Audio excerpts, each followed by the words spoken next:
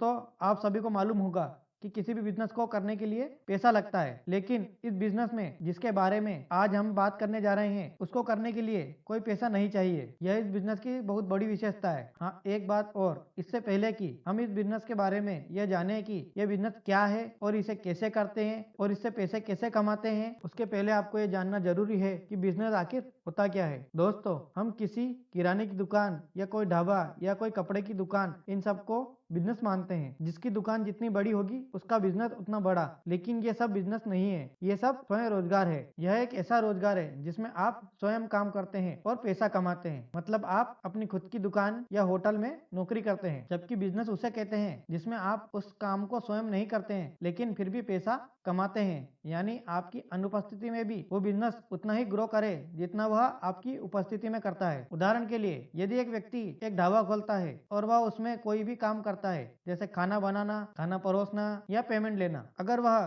कोई भी काम करता है तो वह अपने खुद के ढाबे में नौकरी करना हुआ। अगर ढाबे का मालिक कहीं बाहर जाता है तो उसे उतने समय तक अपने व्यवसाय को बंद करना पड़ता है। तो दोस्तों, आप लोगों को पता चल गया होगा कि नौकरी, स्वयं रोजगार और बिजनेस में क्या अंतर है। अब मैं आपको अपना बिजनेस बताता हूँ जिसमें एक भी रुपया नहीं लगता है। ध्यान से सुनिएगा और देखिएगा। दोस्तों, परिवर्तन संसार का नियम है, उसी प्रकार बिजनेस करने के तरीकों में भी समय के साथ बदलाव आते रहते हैं। दोस्तों, आज हम जो भी काम करते हैं, वो चाहे बिजनेस हो, चाहे नौकरी हो, चाहे स्वयं रोजगार हो, तो वह काम हम क्यों करते हैं? वह काम हम इसलिए करते हैं ताकि हम पैसा कमा सकें। और इस पैसे का उपयोग हम क्या करते हैं? हम उन पैसों का उपयोग अपनी जरूरत की चीजों को खरीदने के लिए करते हैं। यह खर्च हम जिस मार्केट में करते हैं उसका एक बिजनेस मॉडल है, उसे कहते हैं ट्रेडिशनल बिजनेस मॉडल। तो यह ट्रेडिशनल बिजनेस मॉडल किस प्रकार काम करता है हम देखते हैं। एक कंपनी होती है जो चीजें बनाती है और हम ग्राहक उस कंपनी की चीजों को इस्तेमाल करते हैं। कंपनी अपनी चीजों को वितरण व्यवस्था के माध्यम से, यानी एजेंट, डीलर,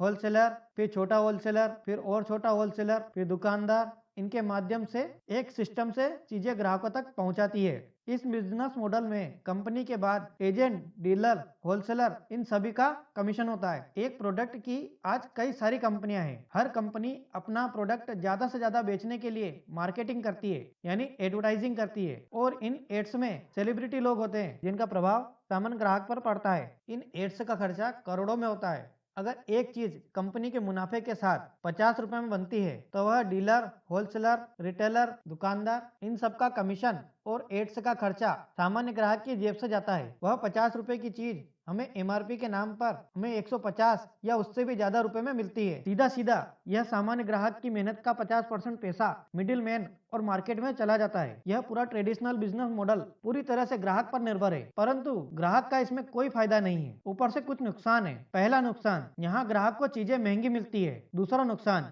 मिडिल मैन ज्यादा मुनाफा कमाने के लिए चीजों में मिलावट करते हैं, यानी चीजें मिलावट मिलने के इस बिजनेस में संभावना ज्यादा होती है। तीसरा नुकसान यह कि ग्राहक को इस मार्केट से एक भी रुपया नहीं आया है और ना ही कभी आ सकता है।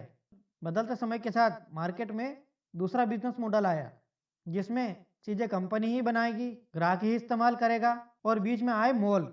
सभी ब्रांड की चीजें एक ही छत के नीचे मिलने लगी, लेकिन इसमें भी ग्राहक का कोई फायदा नहीं था। जिसके बाद एक और बिजनेस मॉडल आया जिसमें कंपनी ही चीजें बनाएगी, ग्राहक इस्तेमाल करेगा और बीच में आया ऑनलाइन। लेकिन इसमें भी सामान्य ग्राहक का कोई फायदा नहीं था।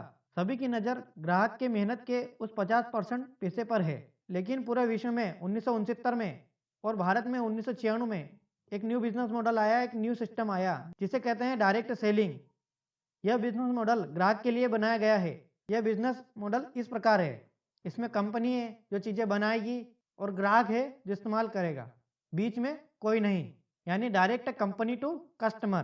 कंपनी अपने ही शोरूम से प्रोडक्ट देगी। इस बिजनेस मॉडल से ग्राहक का क्या फायदा होगा देखें। अगर कोई एक चीज कंपनी के मुनाफे के साथ अगर 50 रुपए में बनती है तो वह ग्राहक को 95 रुपए में मिलेगी, यानी पहला फायदा ग्राहक को 10 से 20% बचत होगी। दूसरा फायदा, चीजें यहाँ 100% प्योर मिलेगी। डायरेक्ट कंपनी टू कस्टमर होने से, बीच में कोई मिडिल मैन न होने से यह मिलावट की संभावना नहीं है।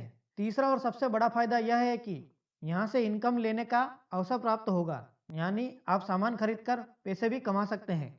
अब आप सोचेंगे कि 50 रुपए की चीज 95 रुपए में, यानी थोड़ी महंगी है, परंतु बीच में जो 45% पैसा है वह कंपनी इस सिस्टम द्वारा वापस ग्राहक में ही बांटेगी। अगर हमें यह 45% पैसा लेना है तो हमें क्या करना होगा? हमें इसके लिए कंपनी में रजिस्ट्रेशन करना होगा, जो कि बिल्कुल फ्री है। बस हमें दुकान बदलनी है। जो आज तक ट्रेडिशनल बिजनेस मार्केट से सामान खरीदते थे, उसे बंद करके वही सामान हमें यहाँ से खरीदना है।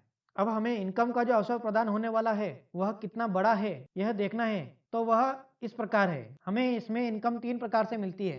पहला, पर्सनल बोनस, जो कि 10% से लेकर 32% तक होता है। इसकी शुरुआत होती है 500 रुपये से लेकर 18,000 रुपये तक पर मंथ। ये हमें हमारे परफॉर्मेंस के हिसाब से मिलता है। नंबर 2 की इनकम है रॉयल्टी बोनस। यह हमें 3% से 8% तक मिलता है। इसकी शुरुआत होती है 18,000 से 40,000 रुपये पर मंथ। रॉयल्टी इनकम का मतलब है सिक्योरिटी। रॉयल्टी इनकम वह इनकम होती है, काम एक बार, इनकम बार बार लगातार। यह इनकम सिर्फ 4 लोगों को मिलती है, लेखक, गायक, वैज्ञानिक और डीएसएम। का मतलब है कि इन्होंने जो काम एक बार कर लिया है, उस काम की इनकम उनको और उनके बाद उनके परिवार को मिलती ही जाएगी। नंबर 3 की इनकम होती है टेक्निकल बोनस। यह 1% से लेकर 5% तक होती है।